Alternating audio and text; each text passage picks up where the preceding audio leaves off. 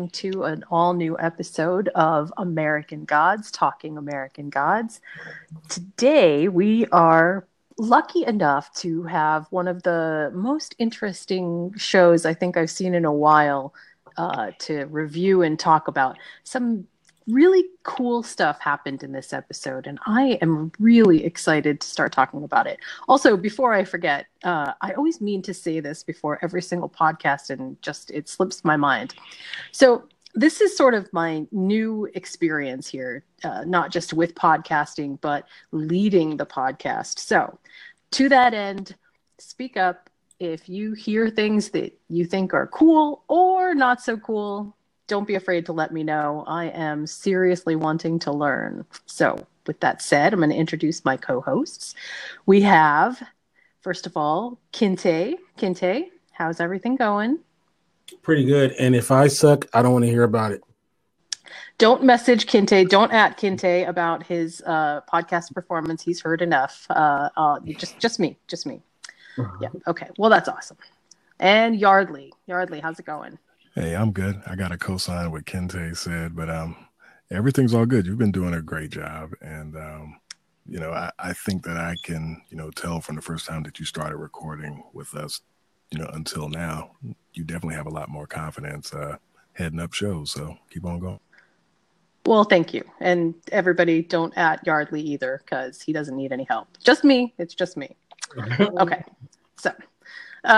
So I did want to just real briefly talk about show numbers because a dramatic thing happened last week and there was an uptick in viewers. So I don't think this is accidental. I started seeing, pretty fresh run material on some AMC shows and a couple of other different places where I know Prime Media audiences are. I even saw the one during The Walking Dead, which I thought was really, smart on Star's part.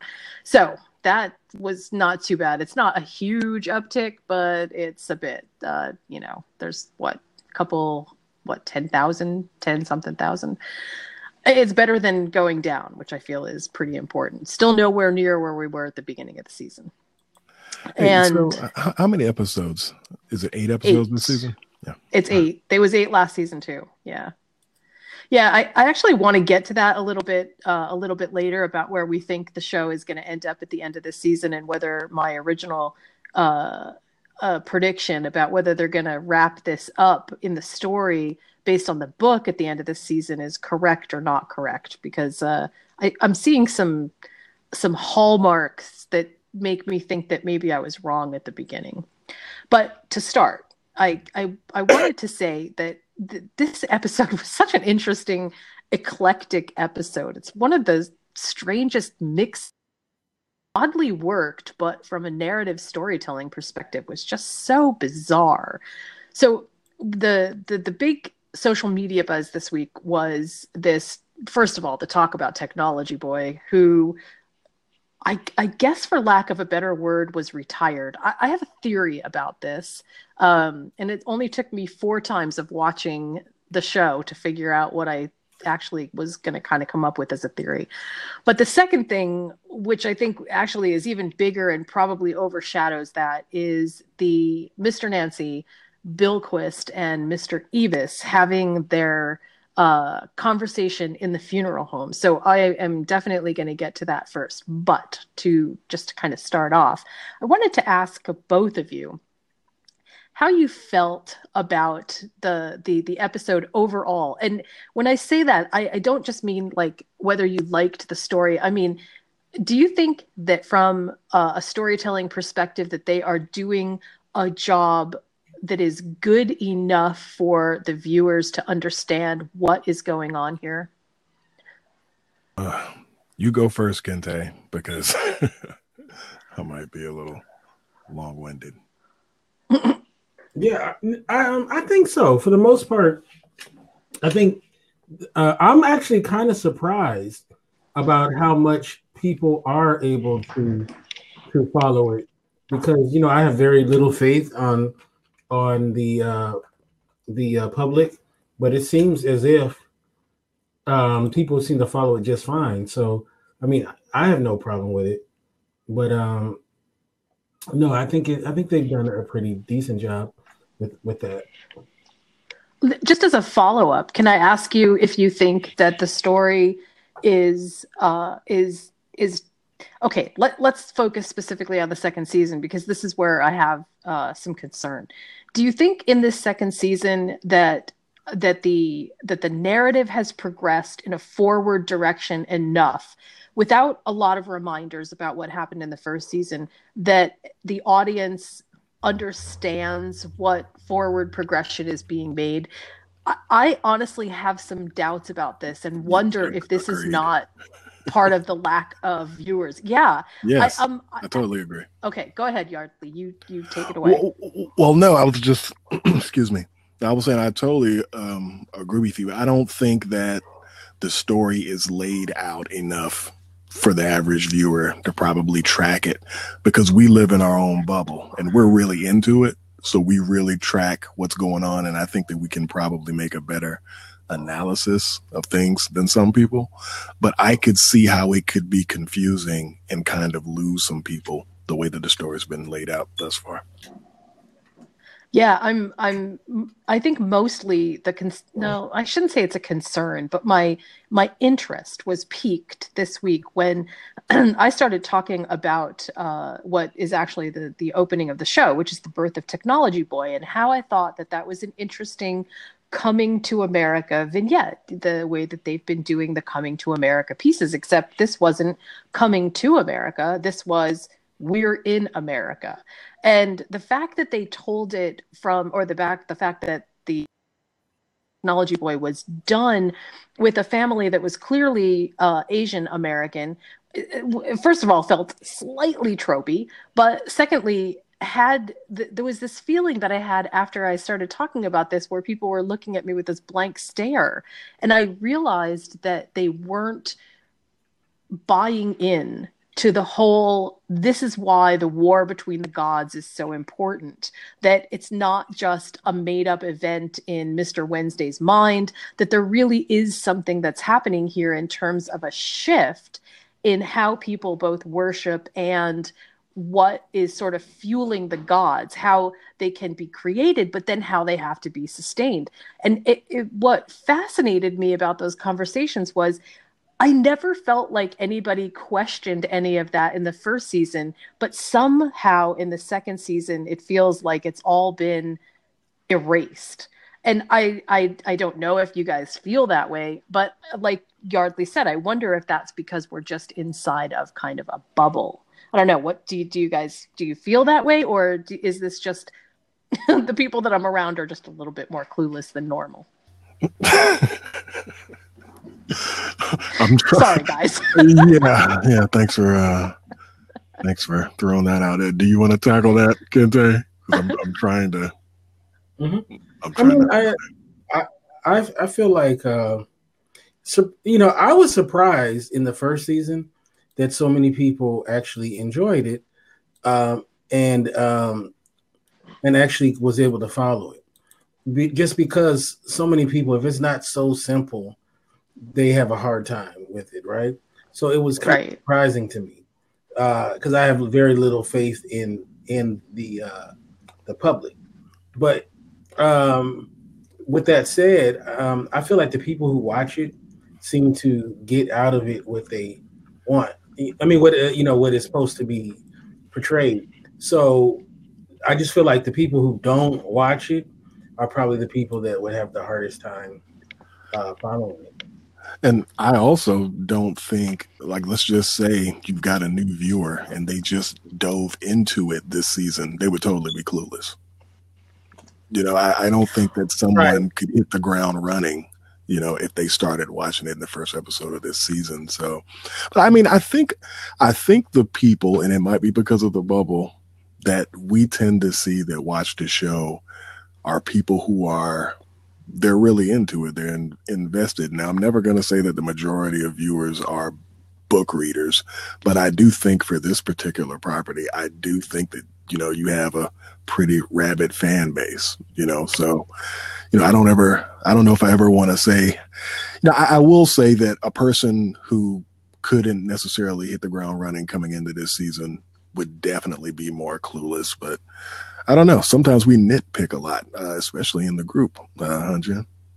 Yeah, well, that is true, and also, I'm always looking at story as kind of a critical function of our society and our culture, and when interesting things happen, like the very idea of American Gods, which was part of the reason that I read the book in the first place, it takes on kind of almost a meta existence. And sometimes I think when you call attention to the things that perhaps we are more shallow and vapid with, we end up feeling offended in some ways when that stuff gets sort of thrown back in our faces and made fun of, even if it's in the most awesome, excellent way to show us, hey, you know what, we really are a bunch of tech junkies always looking for the next high.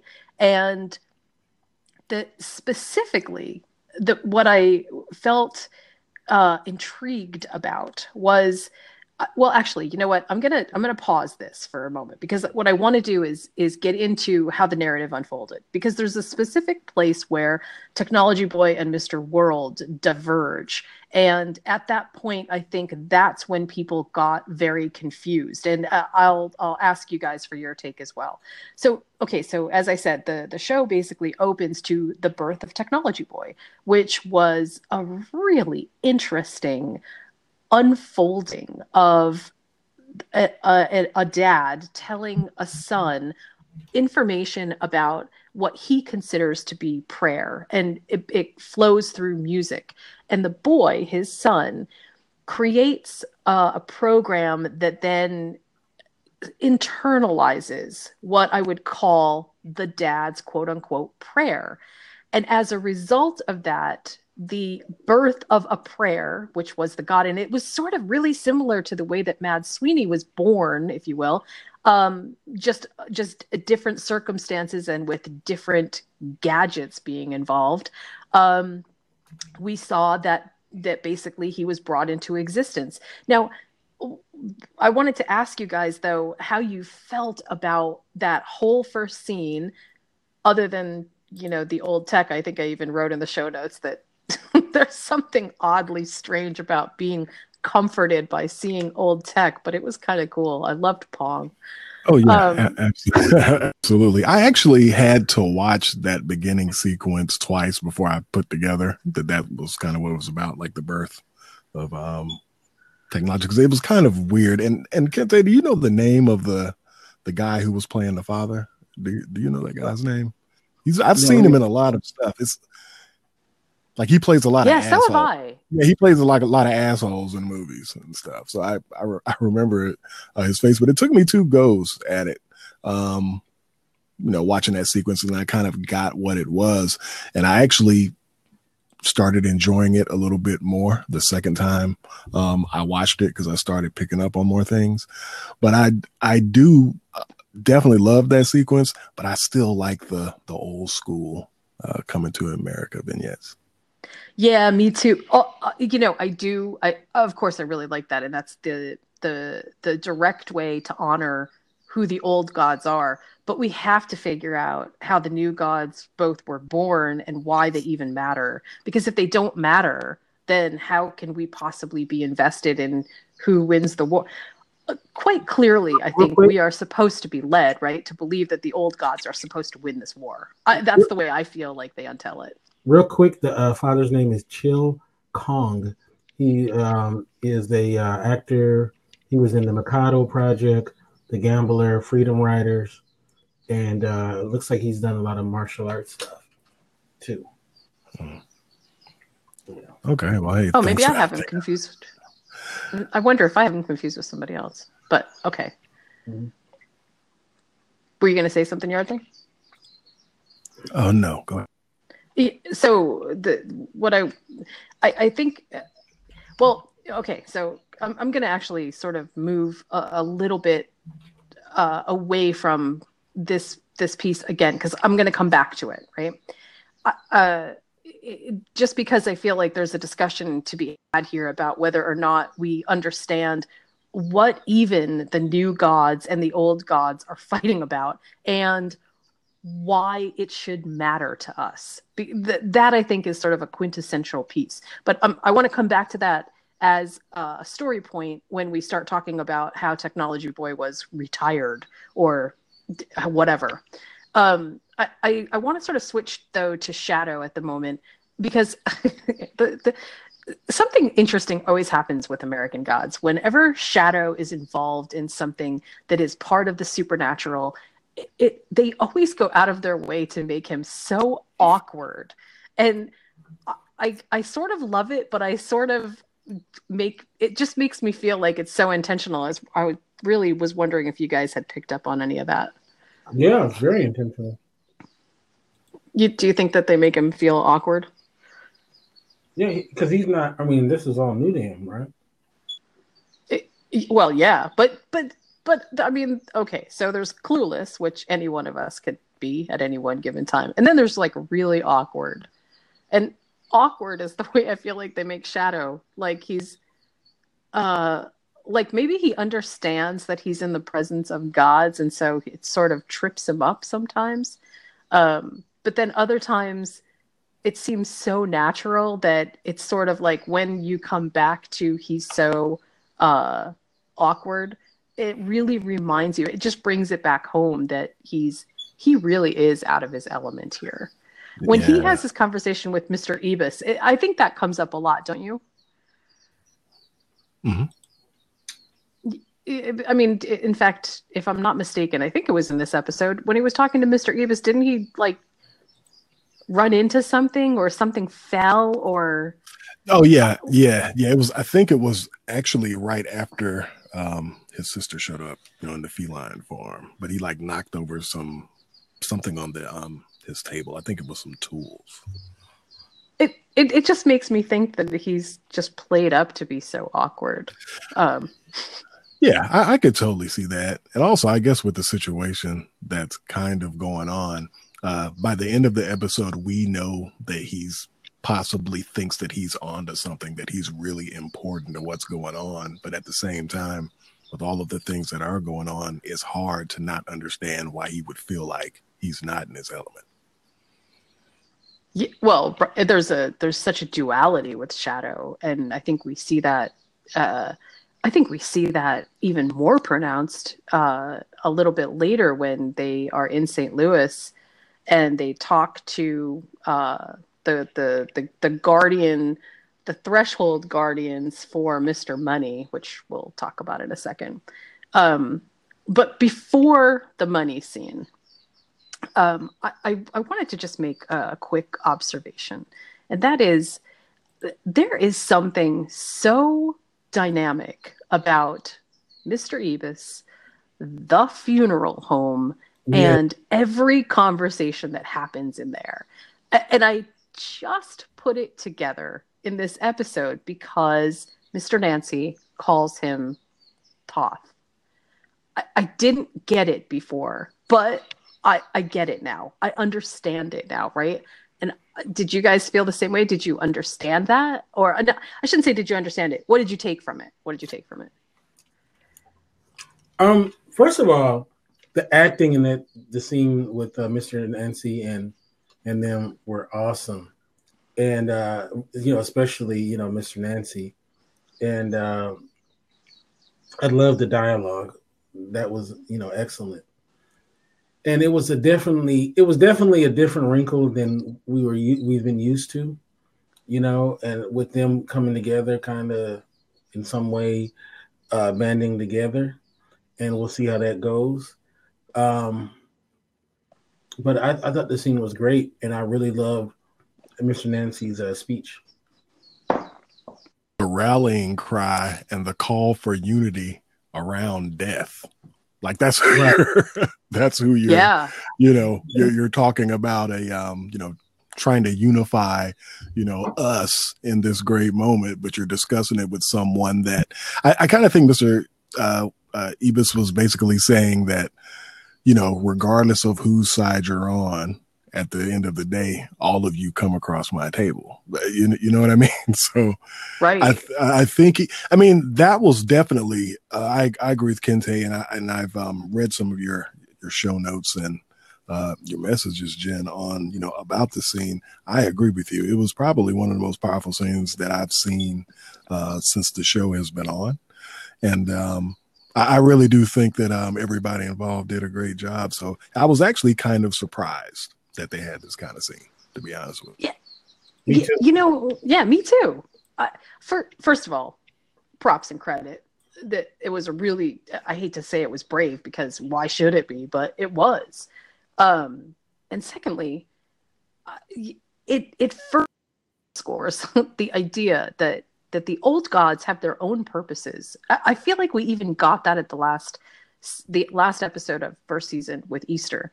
Easter was not interested in anything happening. She was, look, everything's fine. Everybody collects Easter baskets. Look at all these Jesuses I have. I mean, like, it actually felt like she was completely disinvested in everything. And it did take something a little bit different for Mr. Wednesday to convince her. But here we have a group of people who are, although Mr. Wednesday is raising the banner, they are coming together for their own purpose. I mean, right? Am I wrong? Well, no, I don't think that you're wrong. I also feel like this call for unity is basically what you said. Kind of like it's a means to certain ends, that they have, and I just kind of think that, man, there were so many things that Mr. Nancy said, like everything from using the examples to, people of color getting abducted and, things don't really get fixed, or there's never a jump off until, it affects, white folks, all of that type of, all of those types of things that he was talking about were different things, that really do resonate. I think that Bilquis had said right before that scene started, when she was talking to Ibis, where he said that you looked beautiful. And she was like, this country hasn't been too kind to my face. There were so many points that were made in that one statement. You know what I'm saying? If you were paying attention, to the situation. But there were so many instances like that in that scene, which I really do believe this is one of the best scenes that they've had in the show. Oh yeah, by far. And to me, not only was it well acted, but there was it was almost like they did 2 episodes of necessary backstory, necessary threads being used to weave something new that they wouldn't have had if they hadn't done this one scene. And to me, that's actually really interesting. But for even further than that, right? I loved what Bilquis said. Bilquis said something along the lines of, hey, suffering has been happening forever. We've all witnessed it. We all know it's going on. This isn't new. What you think is new, or what she says to Mr. Nancy, what you think is new is not new. But effectively, Mr. Nancy made it new. He made it new by saying, this is different. This is different from what we have experienced before, and here's why. And I honestly, in terms of just being a departure from the book, this one, it felt so originally well adapted that it fit neatly into the story and yet gave a brand new dynamic to it. Did you guys feel the same way, or how did you feel about that? Well, do either of you know if Orlando Jones got a writing credit for this episode too? Or let me take a look. Or no? I thought he did. Yeah. Okay. I wouldn't be surprised. It kind of seems like this would be something that he put in there. Obviously. He did. Oh, he didn't? But he probably did.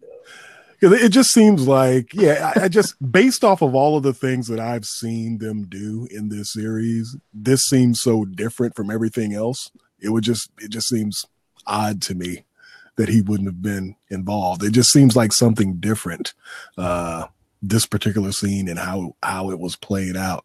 But yeah, whoever did it, it was done great. I followed it well, and it's actually, like I said, it's probably one of my favorite scenes ever from. Yeah, I definitely agree. It ranks right up there for me too. Both, in fact, my other favorite scene in the series is, not surprisingly, with Mr. Nancy too, where he's in the bowels of the slave ship and he gives his call, his rally to it's a rally cry. That's all I can think of, and it's amazing. What is even more amazing to me is they have taken all of this out of the Anansi mythology, because there's the Anansi mythology is huge. It's not just a small, like it's almost like Mr. Wednesday, right? With Odin the Allfather. There's so much that goes into it. And there's so many collections of stories about Anansi the spider. It's just an amazing group of work. And so for them to have pulled Orlando Jones out of this, to put him in this role, is, to me, it's just such a hallmark that it's so underappreciated in some ways. And I really want to give credit for both the foresight of putting him in there and also just the let the guy loose, because wow, it was dynamic. It was so dynamic. But I want to go back to a point real quick, if I could, and ask you guys both if you felt, because I don't think I actually got this answer. I wanted to know if you guys felt like the old gods, do you think that their mission is actually aligning up with Mr. Wednesday's, or do you think that they're sort of running their own agenda? Repeat that, Jen. Do you think that the old gods are, when they come together, are they lining up with Mr. Wednesday's agenda, or are they off on their own agenda? They're off on their own agenda. Oh, definitely, yeah. I think Mr. Wednesday thinks that he's, I don't want to say that playing, other people, but I think that he thinks that he's a little bit farther ahead of the game than he really is. I also think that the other people, all of these gods have known each other for a long time. You know what I mean? So I definitely think that they all probably have their own agenda. It's odd to me because of something that also happens in this episode, which again, now I'm going to actually get to. The old gods don't morph. They don't change. There's no new Bilquis. There's, I was alive in the desert, when you got your first prayer. There's, I've been doing this for, I was a god of the Nile. There's that kind of thinking. And then there is the new thinking, which is, we are moving so fast with media, technology, and information that the new gods they have to change really fast in order to keep up. It's change or die. And we saw that in the first season with the story, and I forgot which god it was, but they showed the death of a god. And it was long and protracted. And, eventually people just forgot about her. And that's how she died. But here it's like, from 1 second to the next, technology, media, information, everything can change on a dime. And all of a sudden, the gods that were the gods are not the gods anymore. I actually thought that was a pretty fascinating piece to draw forward, because they're not saying it so much in actual script as much as they are just showing us through the context of the metaphor of the war and how fascinating that piece is. I actually thought that was pretty unique. I guess that's the right word. But don't you think that ultimately having to evolve, regardless of which side that you're on, it still has to happen in some capacity, or you're that of the god of the Nile? See, that's the interesting thing. The interesting thing to me is how the old gods technically have changed. How they have, Mr. Ibis talks about how his role in Cairo is different than it used to be. He talks about how people regard people. They were never known as colored people before. Dark, exotic, maybe. And that was also just a fascinating glimpse into why these things are so important to pay attention to. I think the old gods are changing. It's just that they change incrementally, and the new gods have to adapt so fast that their lifespan is shorter. Okay, so having said that, let's talk about Technology Boy. Mm-hmm. Well, I guess I'm just going to throw it out to both you, Kinte, and you, Yardley. What did you think about how that whole scene between Technology Boy, his friend, and Mr. World unfolded? Walking around with Ray's mop, I was like, choke his ass out. He's got to go. He's definitely, technology definitely does have to change, just like you said, Jen. Things evolve so quickly, but I did find, I don't think that I found as much delight in him getting roughed up by Mr. World as I thought that I would if you would have asked me this last season. Like, it was like, I do like how at the end of that scene, after Mr. World is saying that he was blind, and then of course he goes for Technology Boy's eyes. But as Technology Boy got up and started running, did y'all notice how, like, on the walls it was saying like delete and all of these different and I thought that was cool, and it was basically talking about delete and removing information, and then when he thinks he's about to escape, the door is locked, like, and he can't get out. Well, go ahead, Jen. Just as a quick insert into that, the door that he first can get out is the door that has the solid vertical lines on them, and they are perfectly Pong shaped. Yes. And my expression was, this is out with old technology. That was a great observation, Jen. Yeah. Now that you've said it, I remember I remember those lines. On the door. Because that was the one door that he could get out of. He could get out of now I'm exiting old technology, but he could, whatever was going to come next. So do you think that he's going to return? And when I say that, I'm, tongue in cheek. Do you think the Technology Boy will be reborn into, Technology Man or Technology something else? Or, clearly we're not giving up technology. Yes, I believe. Yeah. And what do you think that might look like?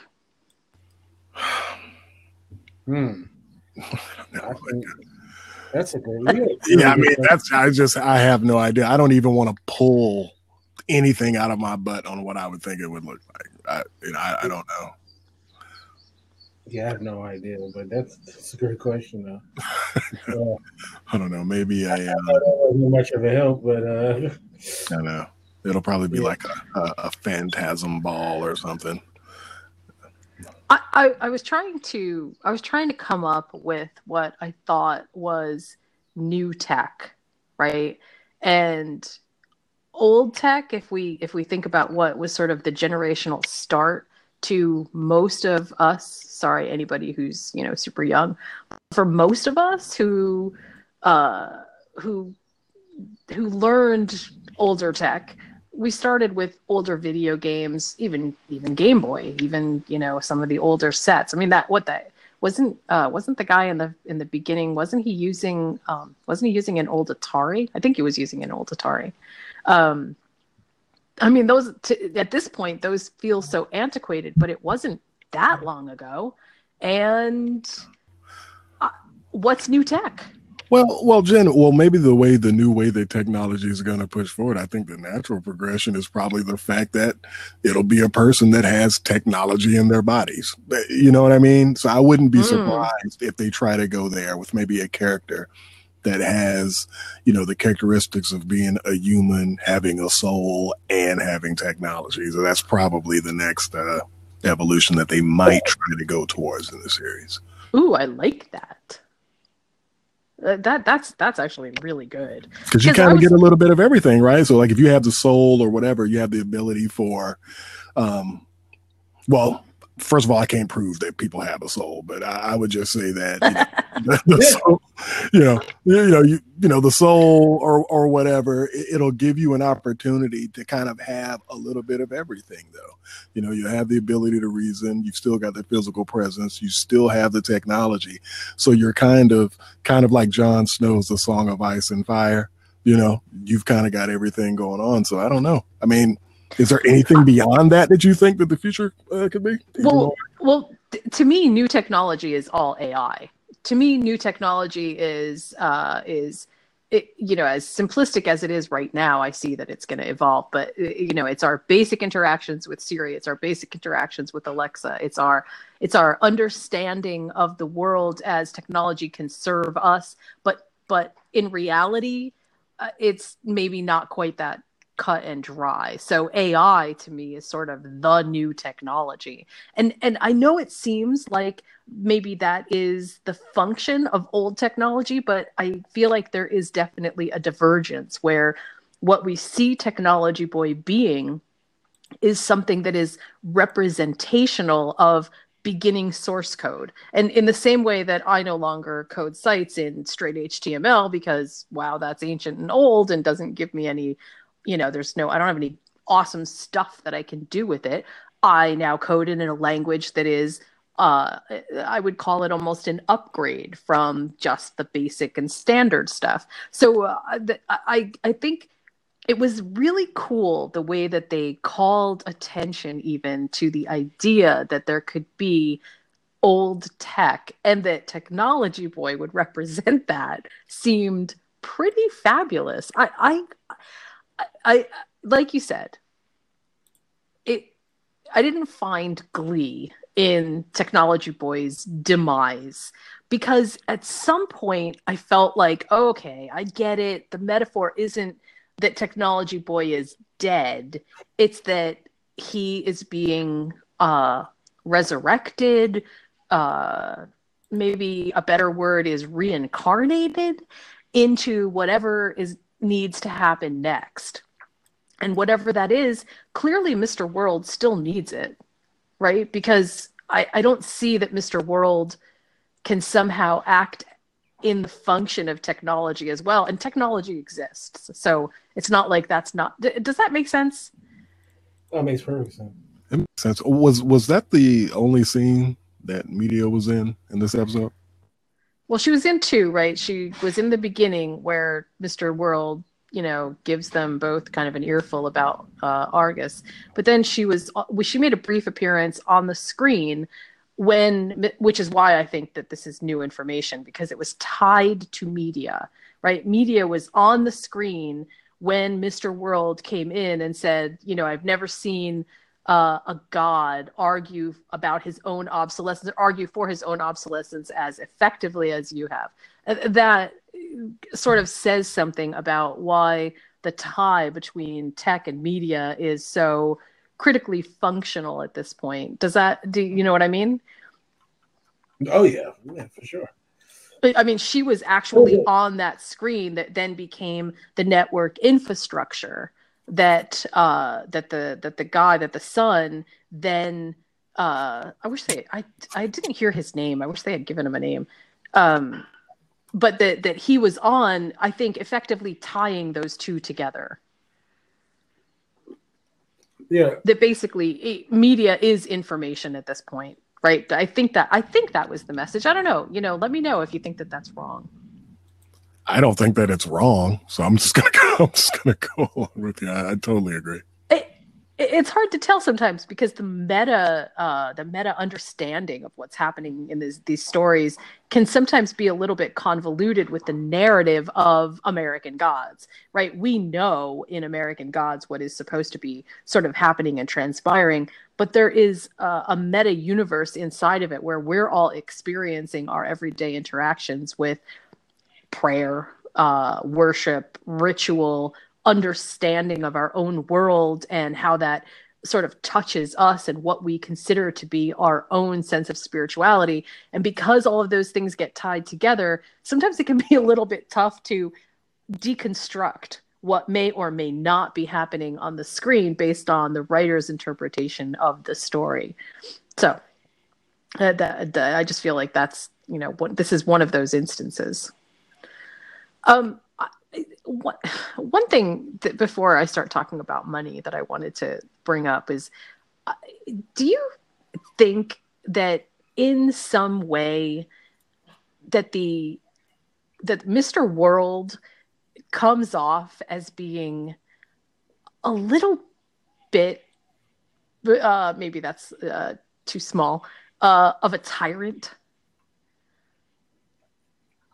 A little bit? Well, see, that's what I'm saying. I mean, mean, or too course. One note. Are you trying to say that the character's a little bit too one note? Yeah, a little. Yeah, like he has like an emotional range that is basically tyrannical or super completely unemotional. I think it would probably, because he did mention that, he chooses fear, but what would make you more fearful than someone that has a lot of power, but they're really not overreacting? Like, sometimes not saying much is probably scarier than somebody who's, all out there, Oh, that's a good point, actually. So I think they could pull it off if they did the exact opposite thing, but I think that the character's been pretty one note, to be honest with you. So I watched American Gods the first time on my TV, right? I don't have a giant TV, but it's big enough that, takes up a lot of my living room. And it was great. That one scene where he is talking to Media and Technology Boy, I was pretty fascinated with. But then I watched it on my computer so that I can read closed captioning.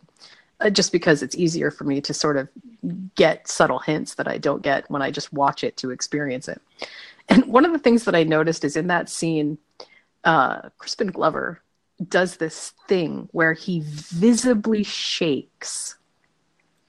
And it's the best emoting of anger that I think I've seen in a long time. He didn't have to even say anything for you to know how angry he was. I mean, if somebody is angry enough to shake, that's huge. I don't even know if I've ever seen anybody in person be that angry. It's just sort of the stuff of legends.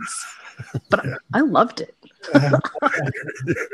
I don't think that I have either. Or I just, I don't think that I have either. I've seen someone shake in fear, though. Yeah. Well, and okay, so let me get your opinion on this. So why do you think that Mr. World prefers fear to worship? Kente, would you say that fear has a better proven track record? Yeah, fear, man. When you fear something, man, you do what it say. You control it. Sorry, go ahead. No, go ahead. Well, I was just going to say there's a great sort of underline here that is most fear apparently, or I shouldn't say it that way, most anger comes from fear. And so to see him be angry kind of feeds that narrative a little bit. Mm-hmm. But the question then is, we know the gods can't exist without prayer, ritual, something that connects them, right? Mr. Money, actually, or Money, it was great the way that they explained how he even exists and why he still exists, even after like Shadow said, they took the dollar off of the gold standard. That is a really interesting conversation to be had there. But what does Mr. World feed off of? Besides any fear? Ideas? Yeah. Well, maybe that's it. Maybe fear is his prayer. Maybe that's his, he pulls enough spiritual mana from just straight fear. But I don't know if that was the message from his parting line or not. I'm struggling with that one. Hey, if it's good enough for Pennywise, it's good enough for Mr. World. Yeah, well, except I'm pretty sure Mr. Nancy would have something to say if Mr. World suddenly turned into a giant spider. So I'll just leave that there. Okay. So this is sort of another little aspect, but something that really made me notice. The conversation that Bilquis has with Miss Ruby in the chapel. So at first I thought, well, this was an interesting little segue, and maybe it was just to kind of introduce us to, Bilquis and Mr. Nancy, and but then she goes back, and I'm wondering if you guys have any insight into why you think Bilquis went back to that chapel to talk to Ruby. You know what? I don't have anything for you on that one, Jen. I don't think that I ever got caught up in the why she ended up back, so I'll defer to you. I think it was necessary for her. There was something that she was getting out of those encounters. It was some sort of self-exploration, if you will. Yeah. The vibe that I got from that was it had something to do with the line that Mr. Nancy said to her about her crisscrossing back and forth over enemy lines. And it felt to me like the conversations with Ruby, who is clearly just, your average everyday mortal, was about her, almost on the flip side, about Bilquis exploring the spirituality that exists outside herself. And only a mortal, only someone who isn't a god could explain it in a way that would make sense for a god to understand. That is, gods talking together have a different kind of communication and speak about different things. But mortals speak about the mundane, about the need for someone to be there at your grandmother's funeral, for the need of sacrifice and what that really means. Hey, I didn't go to school, but hey, maybe if I'd been in school, this whole thing with my grandmother wouldn't have turned out the way that it did, and maybe I don't have to be angry about that. I felt like Ruby was saying to Bilquis something that Bilquis was like trying to process and adapt herself, and I liked it. It was just such an interesting back and forth. Did you feel any? You didn't feel any of that at all, or I guess I'm just kind of asking. I'm just throwing it out there again. Well, because I think it was important. Well, Jen, what about the character that Bilquis? What was the character's name? The young lady that was in the Ruby. It was Ruby. Right. Do you think that there's more to Ruby than just this episode? Do you think that it's a coincidence that they would have her go back to this character a couple of times? You think that this is the last time we're going to see that character? Something in my gut tells me that character is more than we think it is. Well, I'll tell you, from a storytelling perspective, the reason that may actually be true is because they gave us Ruby's last name. You're right. And for the most part, you don't usually get a character's first and last name unless it happens to be important. The small details don't tend to be necessary to pull together. It would have been just fine for her to be Ruby if it wasn't somehow important for us to identify her as Ruby Goodchild. Yeah. Also, her last name sort of screams some kind of. Is she in the book? Is she what? Is she a character in the book? That's interesting. We'll have to look into that. When's the last time that you read the book, Jan? It's been a few years. Oh, geez. Yeah, it's been about. Well, the last time that I read it was the year before last, before the first episode of the first season aired. It was like sometime way before that. So it's been a while for me too. Although, the reason that I hesitate is because I can kind of see Ruby in a number of different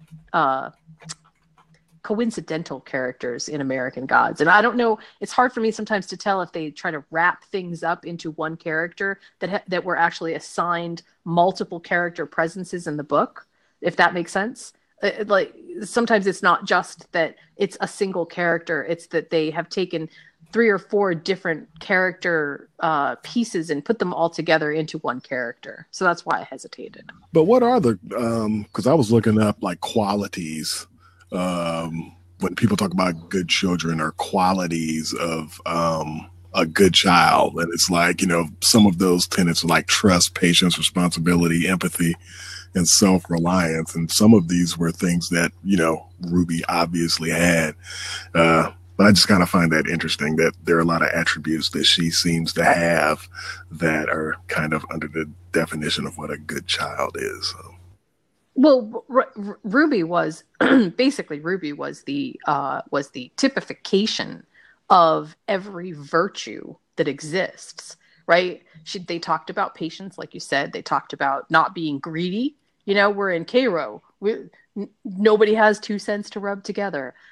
They talked about everything that basically would be a virtue, and that's why I think that Bilquis was so incredibly drawn to her, because she, like I said, only a mortal could explain these things. I don't think gods embody virtue as such. I think that that's a human thing.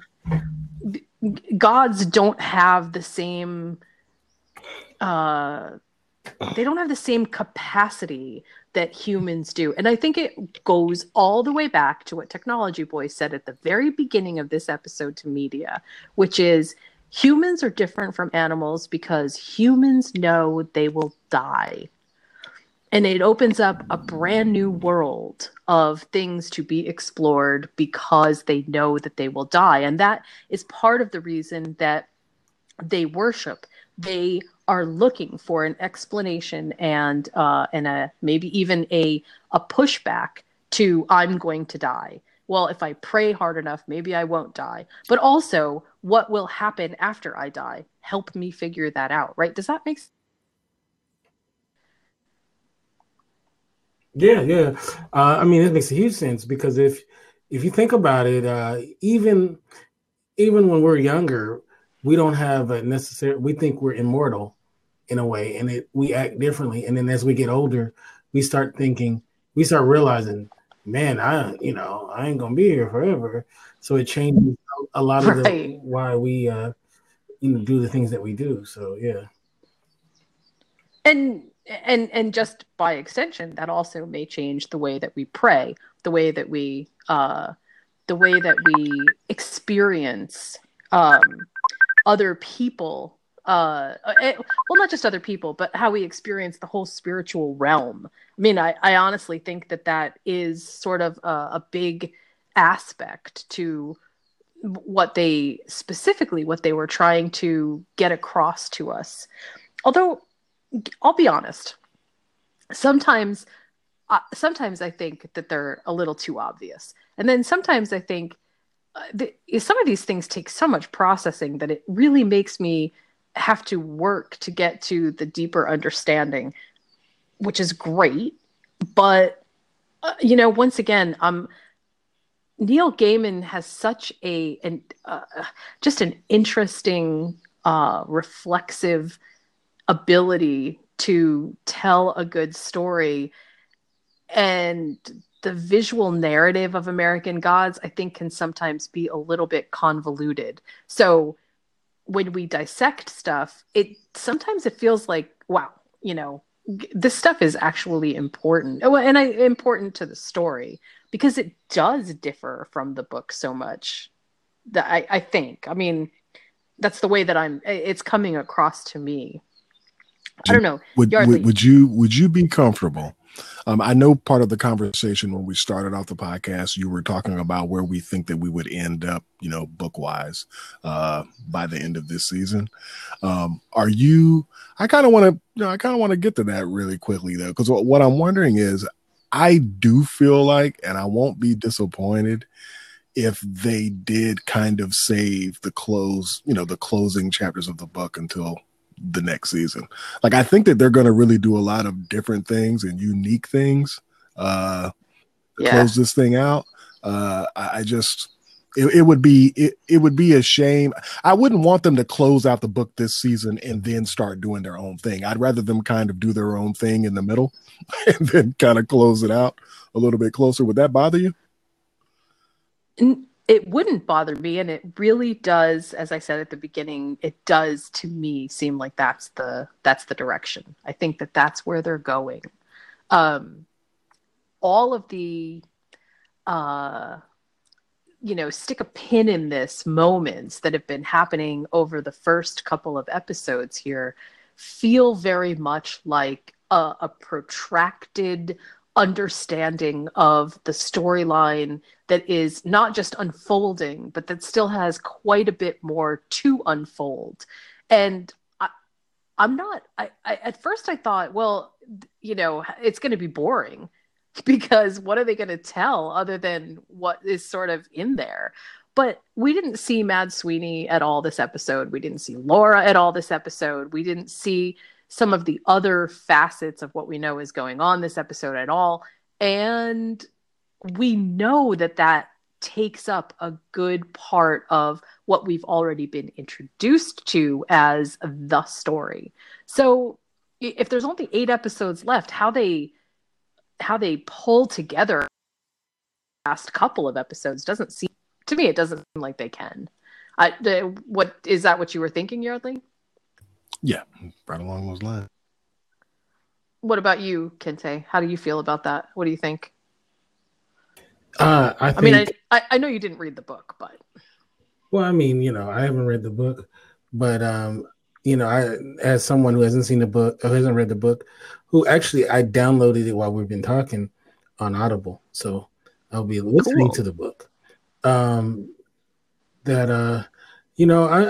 just along for the ride, and whatever happens. Part of me is like, maybe I should wait until this season's over to get into the book. But then I'm like, nah, I'm gonna, I really want to experience this show in the book. So, and it's long, so. It is. Oh yeah, and also on the audiobook, I think it gives you some stuff that didn't end up in the actual printed part, if I'm not mistaken, right? Isn't there like the Jesus thing wasn't in the book? Yeah. There's a couple of things. What I think is nice is that we definitely, it doesn't matter how they end this season. What's nice is, number one, to know that there is a next season, but 2, it's also really nice to feel like they are moving in a direction that gives us a lot of depth, a lot of different kinds of content, and that they really are paying attention to the whole story of the gods and mythology, and not just turning it into something that could have been very superficial. And so for that, I actually am really grateful. I want to thank you both, first of all, for both being here on the podcast and for having really excellent points and awesome evaluation going on. I really would like to, just as a last closing thing, ask you both what you think will happen in next week's episode. Whether you think that Laura and Mad Sweeney are about to have an adventure of their own. Ooh. I would, if I had money, I would probably bet on that. But I also kind of feel like, well, you're on a roll with Mr. Nancy and Bilquis and that crew. You might want to kind of keep it going. But I do think that you can't go a couple of episodes without those characters. So I totally think that they'll probably be the primary focus next week. Yeah, me too. How about you, Kente? Well, I'll also say this. I think it also makes me a little bit more excited to see those characters, especially, after seeing the bad place that Laura was in, the previous episode. I'm kind of, I kind of want to see how she's, what kind of a resolve does she have, and how she's going to kind of shake that off, because a lot of the stuff that Wednesday said to her in the last episode were things that were true. So that has to be, she has to be shaken from that. So I'm excited about that. I was just asking whether you believed that next week we are about to see Laura and Mad Sweeney off on their own adventure. Yeah, that's like a little side couple or something on the show, and it's always entertaining. So I'm looking for. I saw that too. The next on, it looks very, very good. So I'm looking forward to it. But does it to either of you? Doesn't it kind of seem like as time has gone on and these episodes have gone on, I'm starting to feel like Mad Sweeney and Laura Moon are going to be drawn to each other somehow, and it's going to be weird because that there's no way but down, that it can go. So because you kind of feel something, and it almost gets to a point where she feels like she's trying too hard to.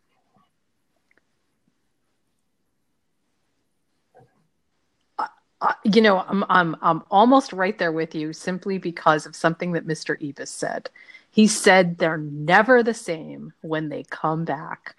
And I feel like that is the story segue to say, yeah, Shadow and Laura are no longer a thing anymore because Laura is no longer Laura. Yeah. So I remember when my girlfriend came back from the dead, she was not. So I feel it. Was that like a couple months ago? Have you guys straightened stuff out now? No, she's not the same. So I moved on. Oh, okay. Well, we're really glad to hear that. Very glad to hear that, actually. Kinte and I Kinte and I are both on another podcast called The Walking Dead, talking about walkers, and I know that actually comes up all the time about the zombie human relationship, and no, I'm just joking. All right,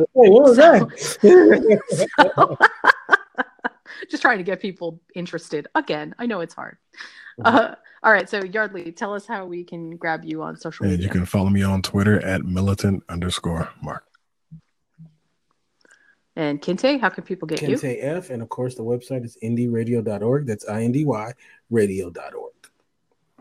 And you can filter me all of your wonderful ats at Following Bliss 1 at actually just Following Bliss, I suppose, on Twitter. You can also check out my websites at criticallaughs.com and moviesmakethemeal.com. And until next week, we will talk to you soon. Until next